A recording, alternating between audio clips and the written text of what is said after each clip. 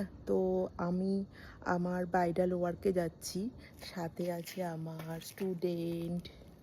দেখ, কলকাতা থেকে আমি ব্রাইড সাজাতে চলে গেলাম 162 কিলোমিটার দূরে। হ্যাঁ, 162 কিলোমিটার দূরে, তাও এই ভোরবেলা দেখো কনকনে ঠান্ডায় দুজনে মিলে আমরা চলে গেলাম। উবের চলে আসলো টাইম মতো, তখন বাজে ভোর 4টে। হ্যাঁ, আমি আমার স্টুডেন্ট মনীষা মিলে চলে গেলাম, আর আমরা পৌঁছে গেলাম একদম হাওড়া স্টেশনে মাত্র 15 থেকে 20 মিনিটে। ভোরবেলা ফাঁকা রাস্তা।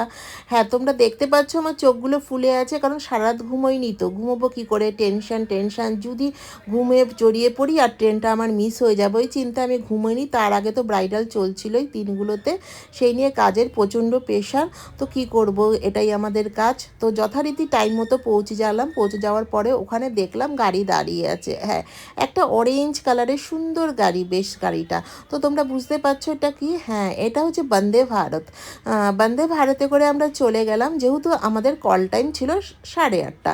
তো টাইম মতো পৌঁছে যাওয়া আমাদের ম্যান্ডেটরি, আমাদের যেতে হবেই। তো আমি তো ট্রেনে উঠে গেলাম। ট্রেনে উঠে যাওয়ার পরে তোমরা দেখছো যে এখানে আমি একা আছি, তো আমার স্টুডেন্ট সে পেছনে ছিল।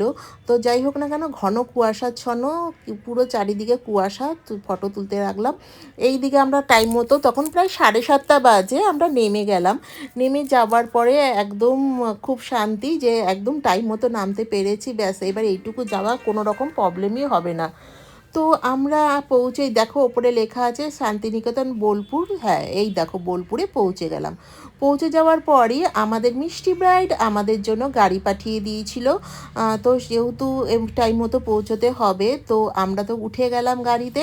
উঠে যাওয়ার পর একটু ডিস্টেন্সটা ভালোই দূরেই ছিল। তো দেখো এই হচ্ছে রিসোর্টটার নাম হচ্ছে দ্য পার্ল ক্লাব রিসোর্ট। তো রিসোর্টে আমরা পৌঁছে গেলাম। পৌঁছে যাওয়া দেখো সুন্দর করে ড্রাইভার দাদা আমাদের নিয়ে আসলো, খুব ভালো ছিল ড্রাইভার দাদা। তো গল্প করতে করতে চলে আসলাম। ওই দিকে দেখো আমাদের ব্রাইড তো চলে এসছে, সে আগের দিন রাতেই চলে এসছে।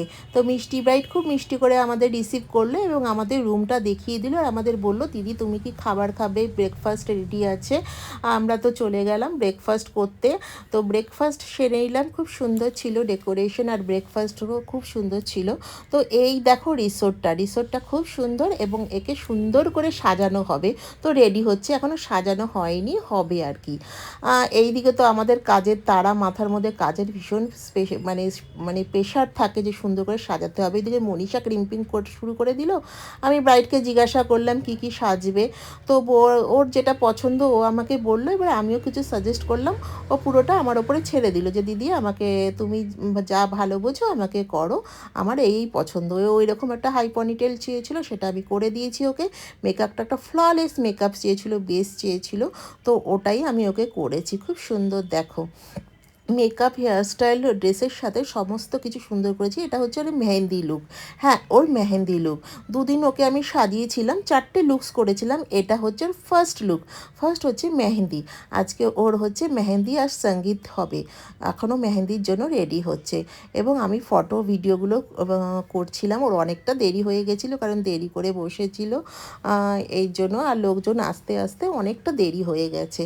হ্যাঁ, তো যাই হোক না কেন, সুন্দর করে রেডি করে দিলাম। ওইদিকে তো দুজনে মিলে যাচ্ছে, ওদের সাথে আমরাও গেলাম। গিয়ে তো দেখে অবাক হয়ে গেছি, এত এত ফটোগ্রাফারের মেলা লেগেছে, কত কত ফটোগ্রাফার, আমি তো 10-12 জন গুনেই ফেলেছি। তো আমরা যেমন কলকাতা থেকে গিয়েছিলাম, এই ফটোগ্রাফাররা ওরাও বললো ওরাও কলকাতা থেকে এসছিল। যাই হোক, কি সুন্দর দেখেছো, সুন্দর করে সাজানো হচ্ছে, এখনও তৈরি হয়ে যায়নি ডেকোরেশন।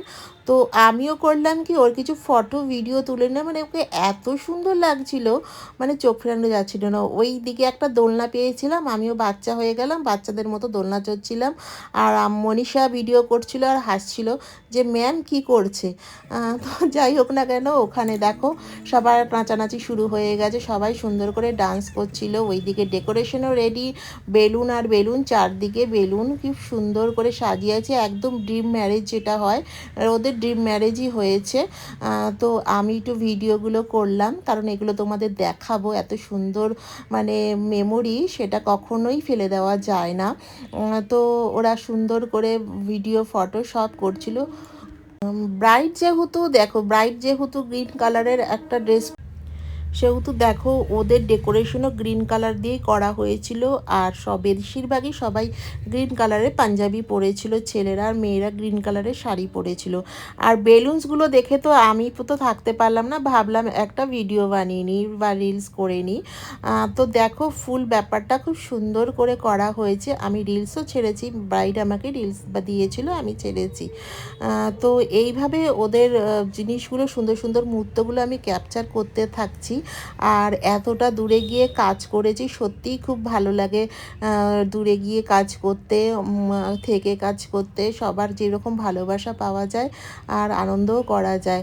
এই দিকে দেখো মেহেন্দি আর্টিস্ট এসছে, ওদের ফুল ব্যাপারটা অ্যারেঞ্জ করতে একটু দেরি হয়ে গেছিলো, একটু ইভিনিং হয়ে গেছিলো, অনেকটাই দেরি হয়ে গেছে। যাই হোক, সুন্দর করে ফুল ব্যাপারটা অ্যারেঞ্জ হয়েছে। এইদিকে পুরো রিসর্টটা তোমাদের আমি ঘুরিয়ে দেখাচ্ছি। দেখো পুরো রিসর্টটা, এটা সাজানো হবে রাতের দিকে, রাতের সঙ্গীত হবে। ওই দিকে দেখো, হ্যাঁ সঙ্গীত, ব্রাইডের এত দেরি হয়ে গেছে যে মেকআপ করার আর সময় নেই। বলছে দিদি মেকআপ করতে হবে না।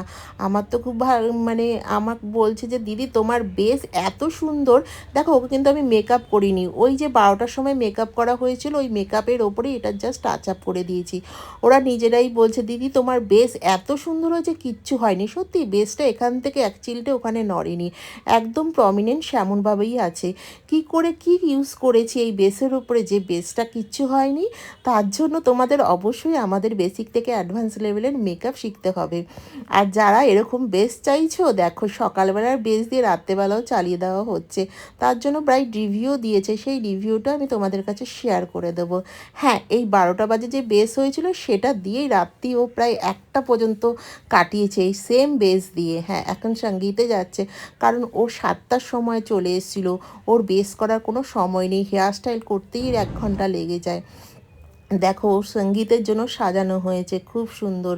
এই ফুল লুকস হেয়ারস্টাইলটা আমি চেঞ্জ করেছিলাম আর একটু টাচ আপ করে দিয়েছিলাম। হ্যাঁ, স্প্রে দিয়ে টাচ আপ করা হয়েছিল। হ্যাঁ, এবার সঙ্গীত দেখো পুরো ফিল্মি একদম, মনে হবে যে ফিল্মি স্টাইলের। খুব সুন্দর অ্যারেঞ্জমেন্ট ছিল, একটু দেরি হলেও সব কিছু সুন্দরভাবে ঠিকঠাক হয়েছে। এত দারুণ, তোমাদের আর কি বলবো। আর তোমরা যারা চাইছো যে এত সুন্দর মেকআপ করবে, আমাদের অফিসিয়াল নাম্বারে যোগাযোগ করো। আমাদের অফিসিয়াল নাম্বার হচ্ছে 8282884978। আমরা যে কোনো লোকেশনে গিয়ে কাজ করি, নিজেদের স্টেট বা স্টেটের বাইরে যদি যেতে হয় আমরা যাব। আর তোমরা অনেকেই ফোন করো এখান থেকে কাছাকাছি লোকেশন বলো, আসতে পারবো নাকি, এমন কোনো ব্যাপার না। আমরা যদি এই বোলপুরের টাইম মতো পৌঁছে যেতে পারি, তাহলে আমাদের কাছাকাছি লোকেশনগুলোতেও আমরা পৌঁছে যেতে পারবো, আমাদের তাতে কোনো অসুবিধা নেই। আর যে ফার্স্ট বুকিং করবে তার কাজই আমরা আগে করে থাকি, তাকে আমরা কখনোই ক্যান্সেল করি না। তো ও আমাকে ফার্স্ট বুকিং করেছিল, সেহেতু ওর কাজটাই আমাকে যেতে হয়েছে, আমি করে দিয়ে এসেছি। যাই হোক, আমার বাইককে তো খুব সুন্দর লাগছে, তোমাদের কেমন লাগছে তোমরা জানিও। আর পরের লুকসগুলো আমি আরেকটা ভিডিও করে নিয়ে আসবো। হ্যাঁ, ওটা হবে হালদি ব্রাইডালে নিয়ে আসবো।